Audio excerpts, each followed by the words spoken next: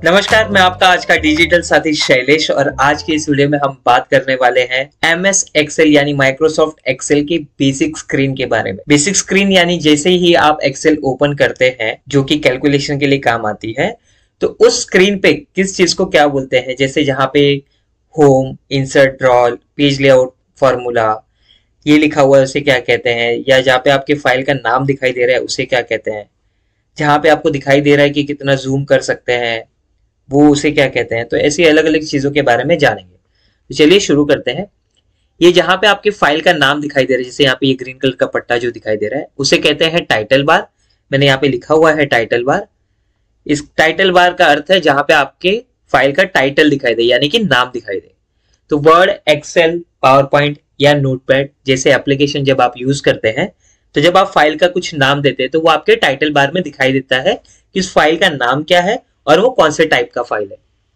जैसे यहाँ पे आपका डिजिटल साथी नाम दिखाई दे रहा है और ये .xlsx टाइप का फाइल यानी एक्सेल टाइप का फाइल है। ये उसी टाइटल बार में अगर आप राइट हैंड साइड पर जाएंगे तो आपको 3 बटन मिलेंगे, मिनिमाइज, मैक्सिमाइज, रिस्टोर डाउन या फिर क्लोज बटन। तो यहाँ पे आप देख सकते हैं मैंने इसका नाम लिखा हुआ है। तो ये मिनिमाइज है, ये मैक्सिमाइज या रिस्टोर डाउन बटन है या फिर ये क्लोज बटन है। अब जैसे टाइटल बार से आप थोड़ा सा नीचे आएंगे जहां पे आपको home, insert, draw, page layout, formula, data, review, view, developer और हेल्प जैसे अलग अलग टैब्स दिखाई देते हैं। अभी हम लोग होम टैब पर है। अब होम टैब में जो भी ऑप्शंस है वो हमें यहाँ पे नीचे दिखाई देते हैं जिसे कहते हैं रिबन। ये देखिए, ये मैंने रेड कलर में यहाँ पे लिखा हुआ है। तो रिबन में हमारे पास हर एक टैब के जो डिटेल ऑप्शंस अवेलेबल है हमारे पास फॉर्मेटिंग के लिए या कैलकुलेशन के लिए, तो वो सारे ऑप्शंस आपको यहाँ पे रिबन पर दिखाई देते हैं। इसी रिबन पर आप देखो undo, clipboard, font, alignments, number, style, cells, editing, ऐसे ब्लॉक्स या ग्रुप्स, इन्हें हम ब्लॉक या फिर ग्रुप्स कहते हैं अलग अलग। तो ऐसे मैंने इसे ग्रीन कलर में दिखाया ताकि आपको समझ में आ सके कि इसे जैसे ब्लॉक या फिर ग्रुप कहते हैं। तो ऐसे अलग अलग ब्लॉक या ग्रुप हर एक टैब में होते हैं। उसके बाद नीचे आप देख सकते हैं यहाँ पे लिखा है मैंने क्विक एक्सेस टूल बार और ये एरो इस तरफ दिखाया है मैंने।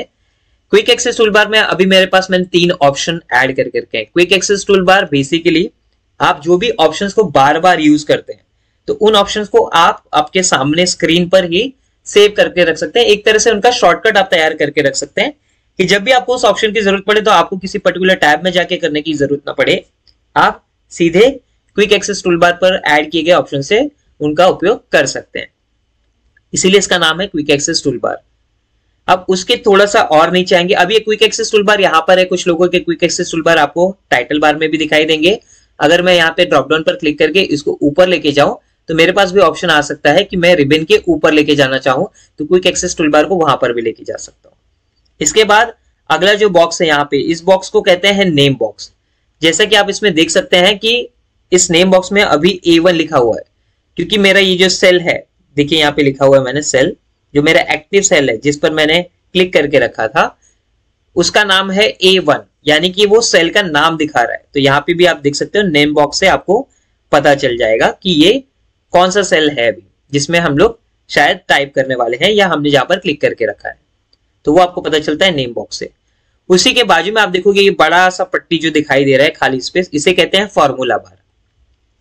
तो फॉर्मूला बार क्या काम करता है कि अगर आप एक्सेल में कोई फॉर्मूला डाल रहे हैं तो जब आप एंटर प्रेस करते हैं या फॉर्मूला कंप्लीट कर लेते हैं तो आपको वहां पे एक्सेल शीट में आंसर दिखाई देता है जो भी कैलकुलेशन आपने किया, लेकिन फॉर्मूला बार में आपको उसका फॉर्मूला दिखाई देगा कि क्या फॉर्मूला आपने यूज किया था जिसकी वजह से आपका वो आंसर आया है।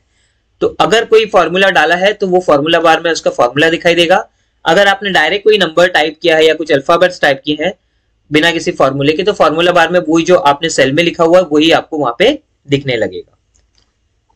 उसके नीचे थोड़ा सा आते हैं, जैसे ये ABCD लिखा है यानी जो अल्फाबेट्स लिखे हुए हैं इन्हें हम कहते हैं कॉलम्स। मैंने यहाँ पे इसको बॉक्स करके आपको दिखाया है, देखिए मैंने ब्रैकेट में भी लिखा है अल्फाबेट्स ताकि आपको पता चल सके जो भी कॉलम्स जो होते हैं उनके नाम अल्फाबेटिकल होते हैं, यानी ABCD।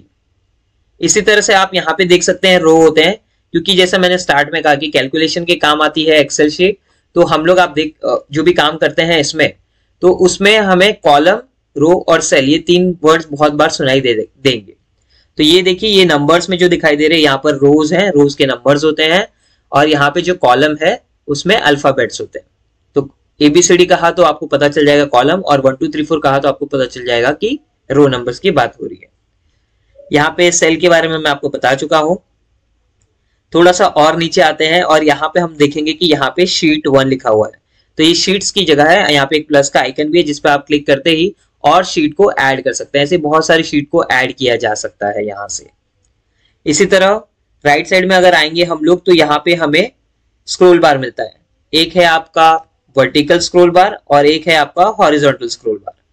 तो जब भी हम लोग ये जैसे ये 24 रो तक हमें यहाँ पे दिखाई दे रहा है, उसके नीचे अगर जाएंगे तो हम लोग को नीचे जाना है, तो हम यहाँ से स्क्रॉल कर लेंगे। इसी तरह W वाले कॉलम तक दिखाई दे रहा है, अगर उसके आगे वाले कॉलम में जाना है तो हम लोग यहाँ से स्क्रॉल कर लेंगे।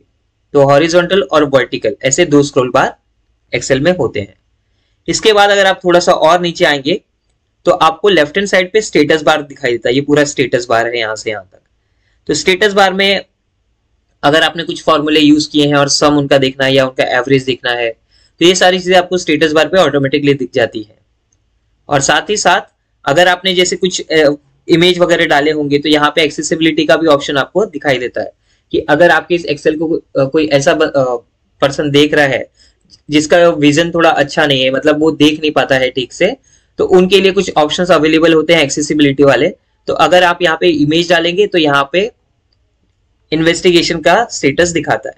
तो बेसिकली जो भी स्टेटस है वो आपको यहाँ पे स्टेटस बार में दिखाई देगा। इसके बाद यहाँ पे अगर आप राइट साइड में आते हो तो आपको व्यू एंड जूम स्लाइडर मिलता है, मतलब अलग अलग टाइप के व्यू आपको एक्सेल में देखने मिलेंगे और आप यहाँ से जूम इन और जूम आउट भी कर सकते हैं। अगर आपको कुछ ऐसा जूम करके देखना है तो आप जूम करके देख सकते हैं, अगर आपको लग रहा है नहीं नॉर्मल रखना है तो आप वापस जूम आउट भी कर सकते हैं।